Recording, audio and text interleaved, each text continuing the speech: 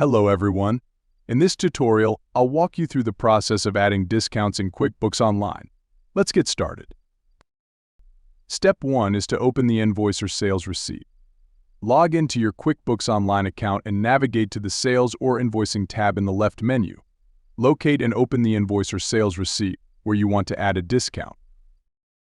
Next, Step 2 involves adding a new line item.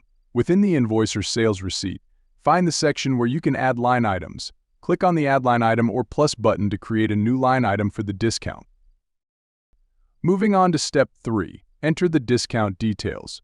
In the New Line section, provide a brief description for the discount and select the product service.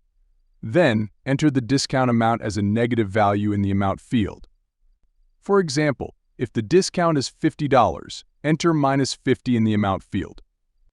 Step 4 is to apply the discount to the total.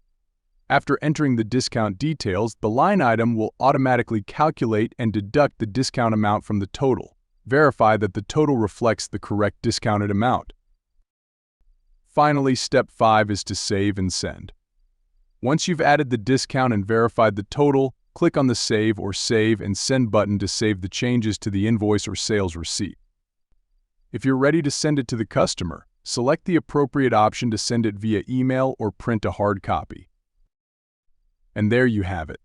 Adding discounts in QuickBooks Online is a simple process that helps you provide value to your customers.